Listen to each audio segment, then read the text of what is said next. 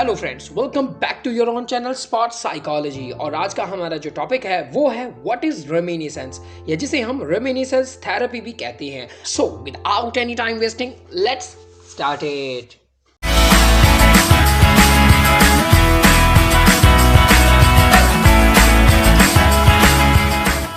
दोस्तों, रेमिनिसेंस का जो बेसिकली एक बेसिक सिंपल डेफिनेशन होती है वो है the recalling of memories from one's past experience, that is called reminiscence. यानी रेमिनिसेंस का मतलब होता है कि अपने पास्ट से अपने कुछ ऐसे एक्सपीरियंसेस को या मेमोरीज को याद करना जो कि आपको एक प्लेजर दे, यानी एक आपको खुशी महसूस करवाएं, उन इवेंट्स को याद करना, उसी को रेमिनिसेंस कहते हैं। रेमिनिसेंस का जो कॉन्सेप्ट है वो डॉक्टर रॉबर्ट बटलर ने जो है 1963 में जो है इसका कॉन्सेप्ट दिया था।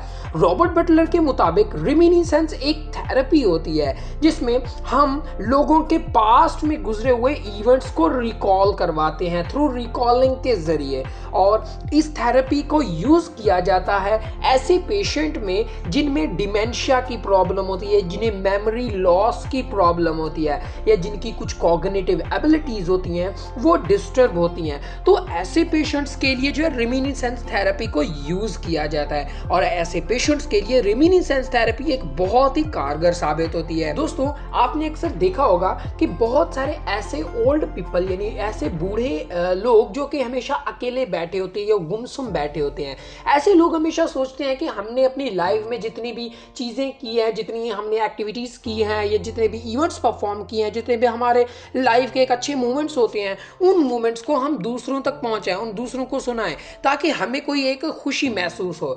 जब वो लोग किसी को ये सारी चीजें नहीं बता पाते या अपनी फीलिंग्स को किसी के साथ शेयर नहीं कर पाते, तो उनमें जो है मेमोरी लॉस या डिमेंशिया की प्रॉब्लम्स बनना स्टार्ट होती हैं। तो ऐसे बंदों के लिए रेमिनिसेंस थेरेपी एक बेस्ट थेरेपी है, क्योंकि रेमिनिसेंस थेरेपी में हम उनसे जो है उनके बचपन के या उनके अडल्टहुड के एक्सपीरियंसेस को रिकॉल करवाते हैं। और जाहिर सी बात है, अगर आप कोई एक अच्छा काम करते हो, अगर आपसे कोई आपके अच्छे काम के बारे में पूछते हो, तो आपको ऑटोमेटिक एक कॉन्फिडेंस जनरेट होता है कि यार देखिए, मैंने ऐसी कोई चीज की थी, ऐसी कोई चीज परफॉर्म की थी।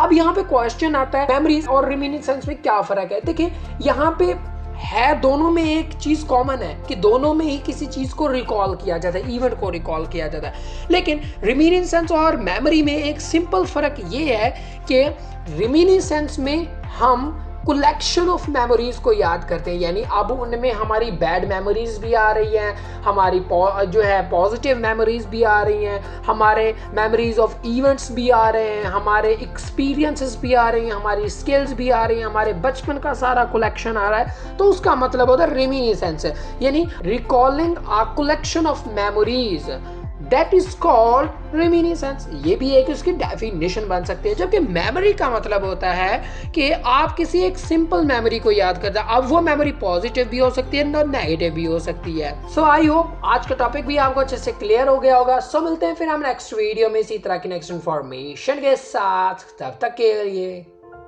Bye bye.